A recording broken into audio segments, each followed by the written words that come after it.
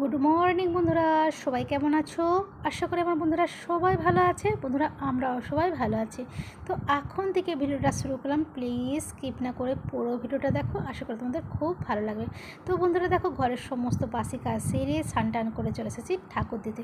তো আমার কিন্তু ঠাকুর দেওয়া হয়ে গেছে, ঠাকুর ফাকুর দিয়ে চলে এসেছি রান্নাঘরে। কুকারে বসে দিয়েছি ডাল সেদ্ধ। কী ডাল সেদ্ধ পরে দেখাচ্ছি। তো দেখো, আমার কিন্তু সকালে টিফিন বানানোর জন্য রুটি করব, দেখি না আটাটা বাড়ন্ত, তো নতুন আটা কাটলাম। আর দেখো একটুখানি আটা ছিল, সেটা থালায় নিয়ে নিয়েছি। এদিকে কিন্তু টিফিন বানানো হয়ে গেছে, বানিয়েছি রুটি আর করেছি মসুর ডাল সেদ্ধ। মসুর ডালটা কীভাবে করেছি বলো তো? নুন, হলুদ, সরষা তেল আর কাঁচা লঙ্কা দিয়ে কুকারে বসিয়ে দিয়েছিলাম। আর দেখো পুরো করে ডাল আর রুটি। তবে কিন্তু ডাল দিয়ে রুটি খেতে ভীষণ ভালো লাগে, তবে কিন্তু গরম ভাত আর ডিম আলু সেদ্ধ দিয়েও কিন্তু এই ডাল খেতে ভীষণ ভালো লাগে, বুঝেছো? টিফিন তো রেডি হয়ে গেছে, এইদিকে কিন্তু আমরা তিনজনেই খেতে বসে গেছি। আজকে অনেকটা দেরি হয়েছে, তোমাদের দাদাকে বললাম কী গো খেয়ে যাবে না, টিফিন তো হয়েই গেছে।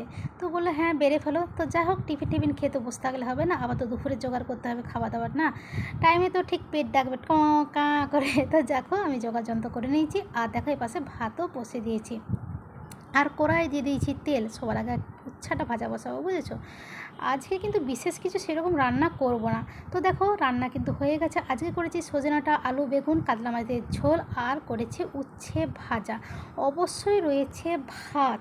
তো বন্ধুরা আজকে কিন্তু একদমই ভিডিওটা ছোট করেছি। আমার ভিডিওটা কেমন লেগেছে তোমরা অবশ্যই কমেন্টস করে জানাবে। আর বন্ধুরা সবাই কেমন আছে সেইটুকুনও কিন্তু আমাকে জানাবে। আর বন্ধুরা দেখো না কেমন বাড়তি কাজ, দুধটা এনেছে, দুধটা এনে কী বলো তো নিচের দিকে রেখে দিচ্ছে, ওটা আমার লক্ষ্যই করেনি। তো শেষকালে কী করলাম, যে দুধটা গরমই করে নিই বলে দুধ গরম বসিয়ে দিয়েছি। তো টাটা।